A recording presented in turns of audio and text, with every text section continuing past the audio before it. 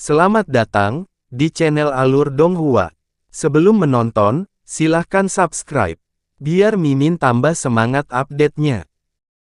Melihat ini, ekspresi Hanli menjadi rileks, tetapi pada saat yang sama, dia juga mulai bernapas dengan berat. Dadanya naik turun. Baru saja, sepertinya dia membunuh lelaki tua kurus itu dengan kecepatan kilat, tapi sebenarnya jauh lebih berbahaya daripada kelihatannya. Kristal yang memenjarakannya sangat kuat. Bahkan dengan tubuh fisiknya dan kekuatan spiritual surgawinya sendiri, dia tidak dapat menghancurkannya dengan cepat. Setidaknya butuh 5 napas waktu. Meskipun waktu 5 napas pendek, itu sudah cukup untuk memutuskan hidup dan mati. Jika serangan lelaki tua itu benar-benar datang selama periode ini, dia pasti tidak akan memiliki sedikit pun kesempatan untuk menghindar. Meski kekuatan fisiknya kuat, titik vital di antara kedua alisnya pasti tidak akan mampu menahan serangan senjata sakti lawan. Pada saat itu, meski tubuh fisiknya cukup beruntung untuk bertahan hidup, dia pasti akan membayar harga yang sangat tragis. Untungnya, pada saat kritis, dia menggunakan kekuatan magis, firman surga dan bumi, untuk membuat lawan sedikit ragu. Kemudian, tanpa menunggu lawan melihat kekurangannya, dia menggunakan api langit turun sebagai penutup, dan diam-diam melepaskan esensi burung api untuk bercampur. Baru kemudian dia mengambil kesempatan ini untuk mematahkan belenggu kristal, dan membiarkan lelaki tua itu percaya bahwa kekuatan magisnya benar-benar dapat mengendalikan sisi dunia ini sepenuhnya. Memanfaatkan kesempatan ketika pikiran lelaki tua itu terganggu dan ingin melarikan diri, dia sekali lagi menggunakan kekuatan magis pembalikan roda sejati.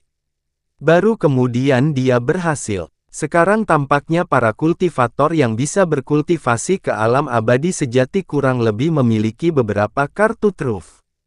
Bahkan jika dia membual bahwa dia memiliki banyak trik, dia harus lebih berhati-hati di masa depan. Saat Hanli berpikir demikian, dia mengangkat satu tangan dan gumpalan cahaya hijau keluar dari lengan bajunya, membungkus tubuh lelaki tua itu sehingga tidak jatuh ke laut. Dia mengeluarkan pil obat dan memakannya, lalu menutup matanya dan mengatur napasnya. Sekarang, pola Dao pada roda harta karun kebenarannya hanya memulihkan lebih dari 30 kelompok. Menggunakan pembalikan roda sejati secara berurutan merupakan beban yang sangat besar bagi tubuhnya, dan konsumsi kekuatan spiritual surgawi juga sangat mengejutkan.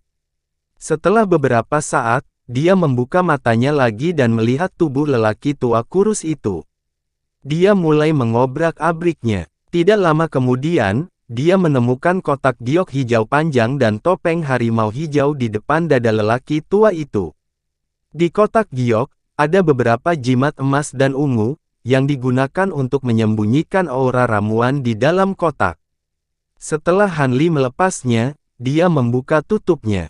Tanaman bunga roh ungu tembus pandang dengan akar utuh diletakkan di dalam kotak batu giok.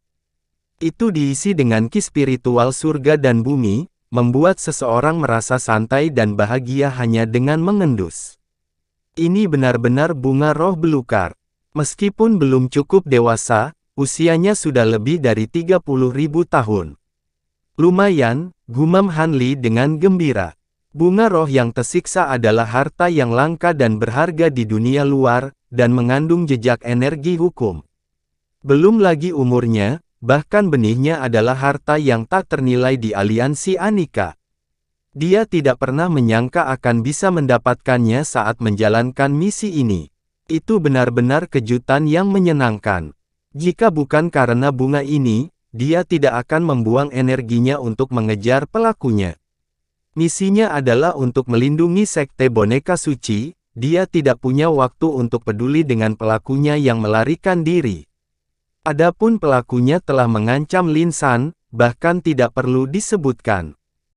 Setelah menutup kotak batu giok, dia menempelkan jimat asli di atasnya. Kemudian, dia mengeluarkan 2 jimat emas dan menyegelnya. Kemudian, dia menyimpannya di dadanya. Kemudian, dia memegang topeng harimau hijau di depan matanya dan melihatnya. Dia melihat angka 11 tertulis di atasnya, yang sama dengan angka di topeng Bai Suyuan. Dia tahu bahwa pelakunya bukanlah seorang kultivator dari benua awan kuno. Cahaya melintas dari tangan Han Li, dan dia baru saja akan menghancurkan topeng ketika sebuah pikiran muncul di benaknya, dan senyum tipis muncul di wajahnya. Dia punya ide lain, dan dia juga menyimpan topeng itu. Setelah itu, dia menyingkirkan gelang penyimpanan lelaki tua kurus itu, bendera kuning aprikot, dan harta lainnya tanpa menahan. Baru pada saat itulah dia kembali ke pulau kecil itu sebagai seberkas cahaya. Dari saat dia pergi hingga dia kembali, tidak terlalu banyak waktu berlalu, dan pertempuran di dekat pulau kecil itu masih berlangsung. Namun, untuk beberapa alasan, lebih dari 10 kultivator tahap Grand Ascension telah datang untuk mendukung menara 10 arah. Karena tidak adanya Han Li dan dewa sempurna lainnya, Sekte Boneka Suci, yang secara bertahap menstabilkan situasi setelah pertempuran sengit, tiba-tiba ditekan lagi. Mereka berada dalam situasi genting dan akan dimusnahkan. Han Li melihat situasi dengan indera ilahinya dari jauh. Karena itu, setelah dia terbang kembali, dia bergegas ke pertempuran tanpa mengucapkan sepatah kata pun. Sosoknya terbang bolak-balik di medan perang, membunuh lebih dari 10 kultivator tahap Grand Ascension. Banyak orang di dekatnya ketakutan dan tersebar ke segala arah. Sekte Boneka Suci awalnya berpikir bahwa mereka akan mati demi sekte, tetapi sekarang Han Li telah dengan mudah membalikkan situasi. Mereka semua sangat gembira dan menuju paviliun 10 arah dengan keberanian yang lebih besar, dengan cepat mengusir musuh yang tersisa. Tubuh Han Li bergoyang dan dia mendarat di udara di atas boneka itu. Dia melihat sekeliling dan melihat Lin Jiu kembali dari kejauhan. Setelah membunuh beberapa kultivator dari paviliun 10 arah, dia mendarat di depan Han Li hanya dalam beberapa lompatan. Saat ini, ada banyak luka di tubuhnya dan pakaiannya compang-camping. Jelas bahwa pertempuran tadi tidak mudah. Wanita itu memiliki banyak trik di lengan bajunya. Butuh banyak usaha untuk menghancurkan tubuhnya, tetapi pada akhirnya, dia masih berhasil melarikan diri. Lin Jiu menghela nafas dan berkata dengan menyesal, "Haha, jika kamu memiliki banyak trik, kamu pasti kaya." Taois Lin Jiu, Anda pasti mendapat banyak, bukan? Han Li berkata sambil tersenyum. Hehe, saya secara alami memiliki beberapa harta dharma dan materi spiritual, tetapi itu tidak berharga. Biasa saja, Lin Jiu tertawa datar. Saat mereka berdua berbicara, mereka tiba-tiba mendengar ledakan keras dari wilayah Laut Timur, menyebabkan kehampaan berdengung. Setelah itu, tirai cahaya warna-warni yang menyelimuti pulau utama berkedip beberapa kali sebelum runtuh dengan ledakan keras, berubah menjadi bintik-bintik cahaya bintang berwarna-warni, dan akhirnya menghilang. Pagoda bundar yang awalnya memancarkan cahaya putih menyilaukan berkedip beberapa saat dan berangsur-angsur meredup.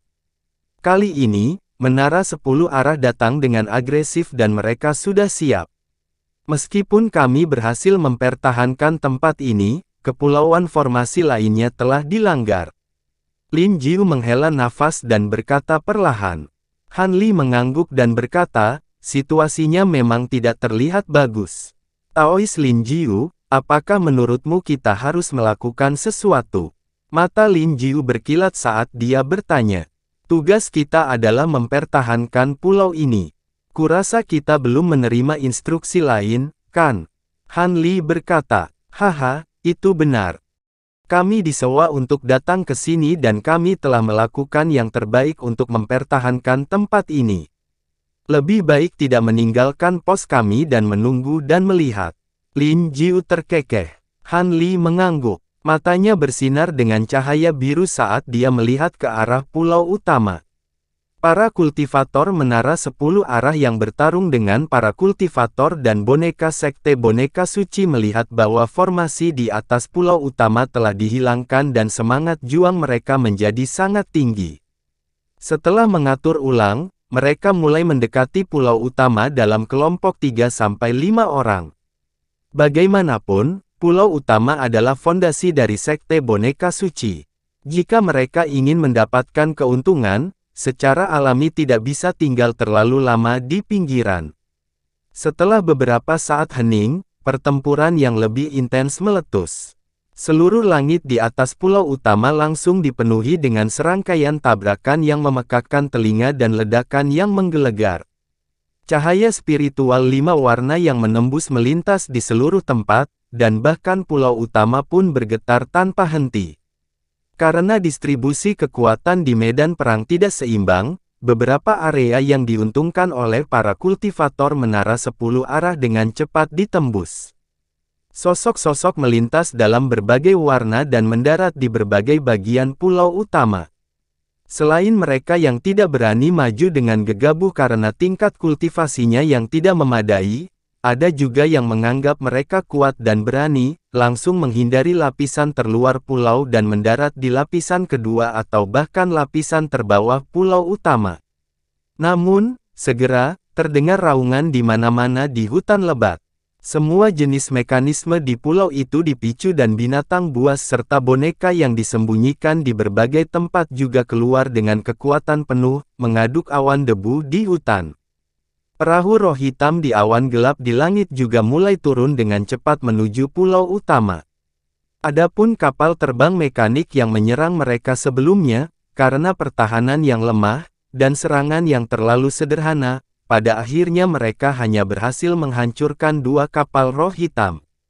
Pada akhirnya, mereka benar-benar dimusnahkan dan berubah menjadi anggota tubuh yang tak terhitung jumlahnya, mengambang di permukaan laut. Kedua perahu roh hitam itu terbang rendah di atas pulau utama dengan suara gemuruh dan terbang menuju sungai yang lebar. Sebelum mereka menyentuh permukaan air, sungai di bawah menggulung gelombang keruh seolah mendidih. Pada saat ini, lebih dari 10 rantai hitam tebal menembus air dari berbagai bagian sungai dan menyerang 2 perahu roh dengan suara berdenting. Jangkar besi besar di bagian depan langsung menembus perisai cahaya pelindung di permukaan badan perahu dan langsung menembus perahu roh. Serangkaian suara gerindra datang dari kedalaman dasar sungai. Kedua perahu roh itu bergetar hebat dan rune di tubuhnya bersinar terang, berjuang untuk terbang ke atas, mencoba melepaskan diri. Rantai itu bersinar dengan cahaya biru, dan serangkaian rune yang padat dan halus muncul darinya. Kekuatan yang tak tertandingi dihasilkan darinya, menggabungkan rantai dengan seluruh sungai. Mendengar suara mesin yang terus-menerus terdengar, kedua perahu roh itu jatuh sedikit demi sedikit dan akhirnya jatuh ke sungai. Dengan raungan keras, mereka meledak berkeping-keping dan melayang ke permukaan air. Tak jauh dari situ, lebih dari 10 boneka penyu berjejer. Prasasti roh cangkang kura-kura di punggungnya bersinar terang dan kepalanya terangkat tinggi. Mereka terus-menerus menyerang perahu roh, dan kultivator menara 10 arah yang terbang turun dari langit. Pulau itu telah jatuh ke dalam pertempuran yang kacau balau. Para kultivator sekte wayang suci yang awalnya bertarung di langit juga telah terbang kembali untuk membantu pulau utama. Di alun-alun pulau utama, ada lebih dari 10 kultivator menara 10 arah di bawah kepemimpinan 2 tahap abadi sejati dan kultivator sekte wayang suci yang tetap tinggal untuk bertarung. Kultivasi Bai Suyuan tidak tinggi dan dia bersembunyi untuk sementara di belakang kerumunan. Dia memegang pedang panjang perak putih di satu tangan, dan jimat penyelamat yang diberikan kepadanya oleh tuannya, Yunni. Dia melihat sekeliling dengan waspada. Jauh di atas langit, pertempuran antara petarung terkuat dari kedua belah pihak berlangsung lancar. Pria dengan pedang berdiri di udara, jubahnya berkibar tertiup angin kencang. Pedang Ki memenuhi area di depannya, dan sinar pedang yang tak terhitung jumlahnya dengan warna berbeda berkumpul di satu tempat di udara. Di udara di seberangnya, seluruh tempat diselimuti lapisan cahaya seputih salju. Cahaya dan bayangan di dalamnya berkabut, dan teratai salju sebening kristal dengan berbagai bentuk dan ukuran bermekaran. Aroma bunga teratai memenuhi udara, dan angin bertiup 10 mil jauhnya. Di perbatasan dua tempat, pedang Qi melonjak, bayang-bayang bunga menari, dan angin serta guntur bergemuruh terus-menerus. Dari jauh, sepertinya ada banyak gunting bunga yang menghancurkan lautan bunga, dan juga terlihat seperti ada banyak bunga seperti kristal, terus-menerus merusak bilah gunting. Adegan itu tampak tenang, tetapi kenyataannya, itu penuh dengan niat membunuh. Jika seorang kultivator dengan tingkat kultivasi yang lebih rendah jatuh ke dalamnya, dia pasti hancur berkeping-keping dan berubah menjadi abu. Meskipun mereka berdua dalam formasi, tampaknya tidak banyak bergerak, tetapi kenyataannya, mereka bertarung berkali-kali dalam setiap nafas. Keduanya menggunakan banyak energi spiritual surgawi. Jika salah satu tidak bisa bertahan, formasi pedang atau lautan bunga yang dikendalikan oleh pihak lain akan segera menghancurkan pihak lain. Karena kamu bukan anggota dari Sekte Boneka Suci, mengapa kamu harus mempertaruhkan nyawamu? Jika Sekte Boneka Suci mampu membayar hadiahnya, kami juga mampu membelinya. Selama Anda berhenti sekarang dan tidak melakukan apa-apa, saya akan memberi Anda hadiah. Pria dengan pedang memegang pedang saat mengaktifkan formasi pedang. Dia berkata perlahan, pedang abadi ini cukup tampan, dan pembawaannya sangat romantis hingga membuat hatiku berdebar. Jangan bicara tentang hadiahnya, selama Anda bersedia datang ke teratai salju saya dan bersenang-senang dengan saya bahkan dapat berbalik dan berurusan dengan Sekte Boneka Suci. Di sisi lain, Yun Ni tidak melepas topengnya. Sebaliknya, dia berubah menjadi wajah yang cantik dan menawan. Dia menutup mulutnya dan terkikik. Meskipun dia bertingkah seperti ini, dia tidak santai. Orang di depannya hampir sekuat dia, dan jika ini terus berlanjut, konsekuensinya tidak dapat diprediksi. Karena kamu tidak mau menerima kebaikanku, maka mari kita bertarung sampai mati. Pria dengan pedang mendengus dingin saat mendengar ini. Dia mengangkat satu tangan dan membuat seni pedang yang aneh. Dia menunjuk ke pedang liontin, dan pedang di tangannya mengeluarkan suara raungan naga. Kolam pedang Qi di depannya segera mulai bergolak dengan keras. Untaian pedang Qi dari berbagai warna dipadatkan menjadi satu, berubah menjadi naga pedang Qi warna-warni yang melonjak menuju Yun Ni. Yun Ni sudah mengubah gerakan mantra di tangannya. Kelopak putih yang tak terhitung jumlahnya berkibar dan melayang di bidang teratai salju di depannya, mengembun menjadi semburan bunga di udara dan bergegas menuju naga banjir pedang Qi. Ribuan mil jauhnya di langit, seorang pria berjubah hitam dengan bekas luka di wajahnya tertawa aneh.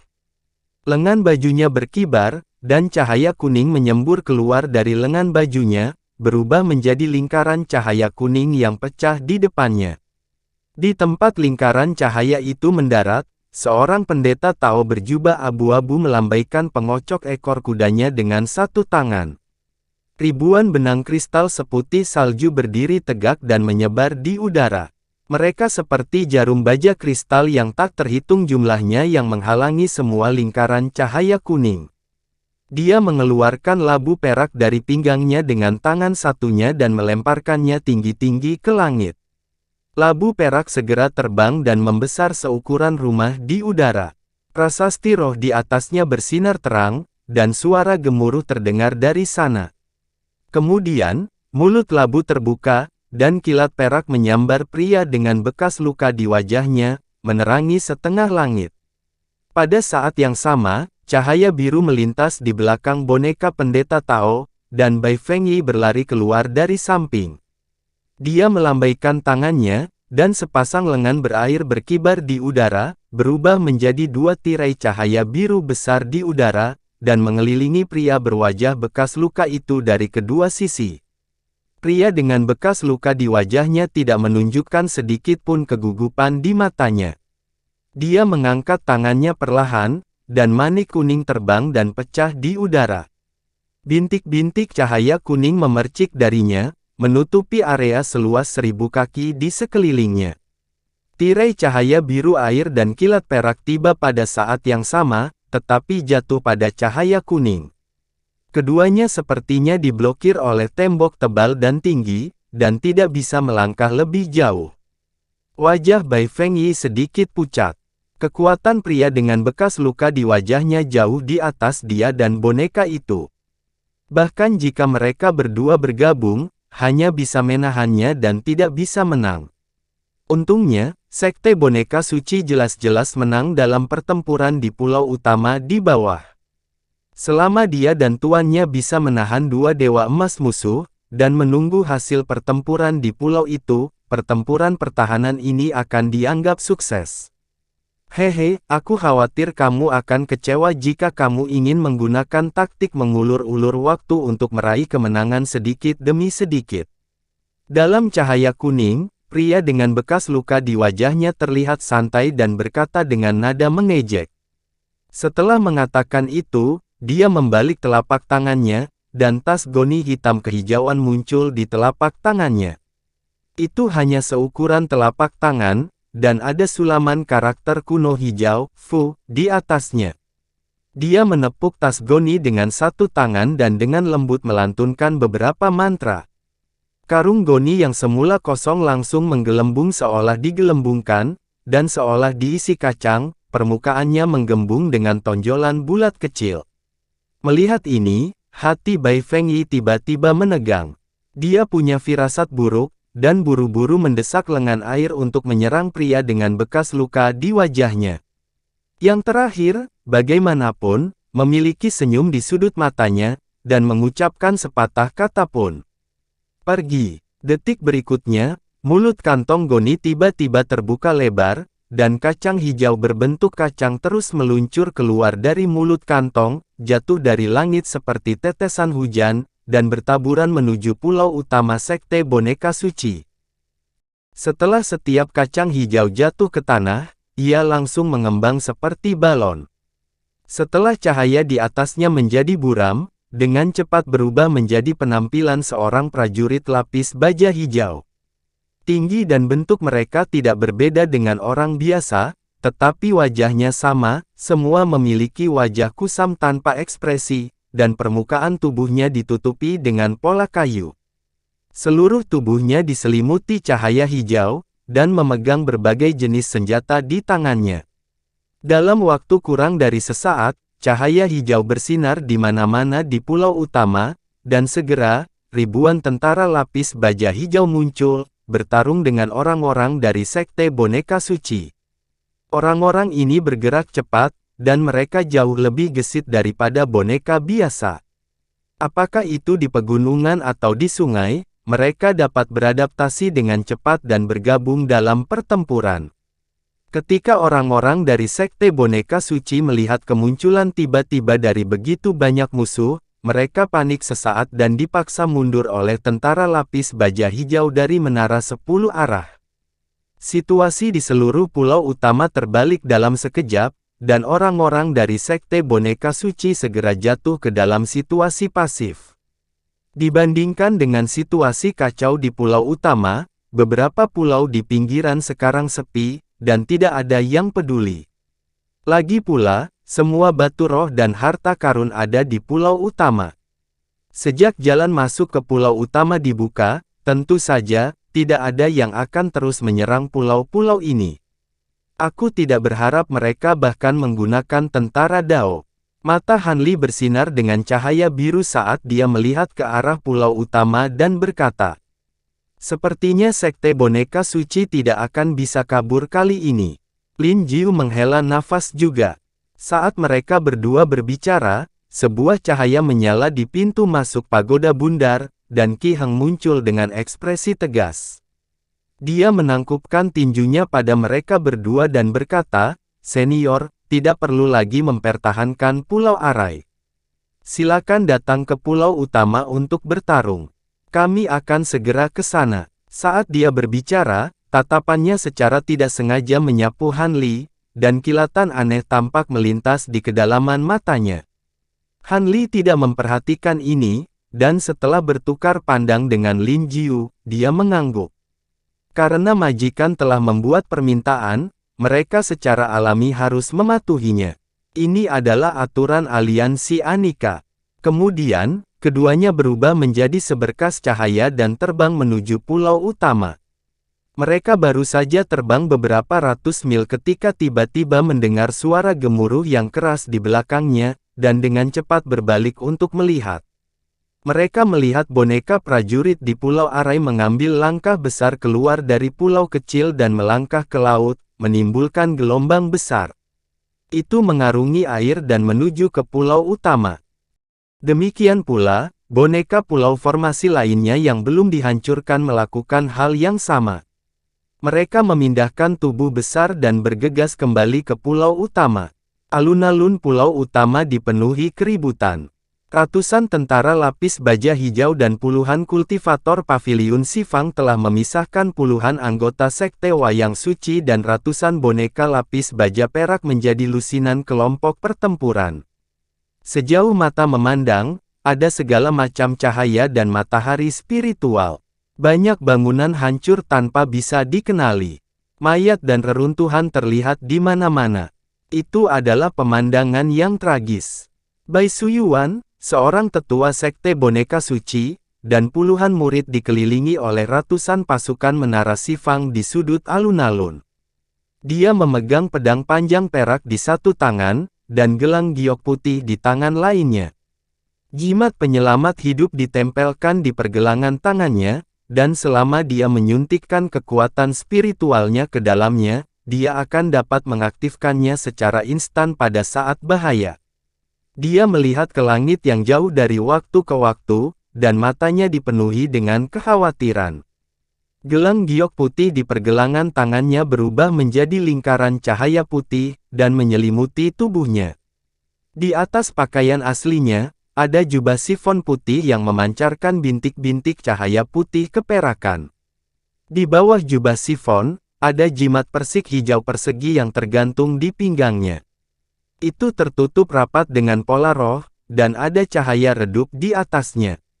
Beberapa harta pertama diberikan kepadanya oleh tuannya, Yun Ni. Adapun yang terakhir, itu diberikan oleh leluhurnya, Bai Fengyi, ketika dia bersatu kembali dengannya. Itu adalah jimat pertahanan berkualitas tinggi, dan pada saat kritis, itu bisa memblokir serangan kekuatan penuh dari kultivator dewa sejati tahap awal.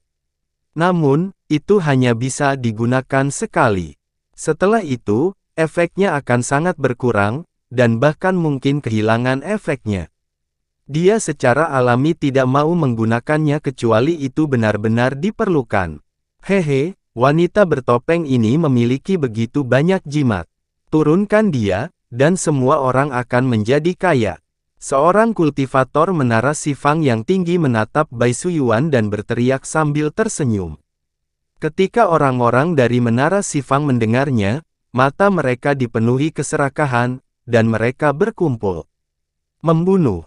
Tidak ada yang tahu siapa yang tiba-tiba berteriak, tetapi orang-orang di rumah Sifang segera bergegas maju seperti anak panah yang dilepaskan dari busur.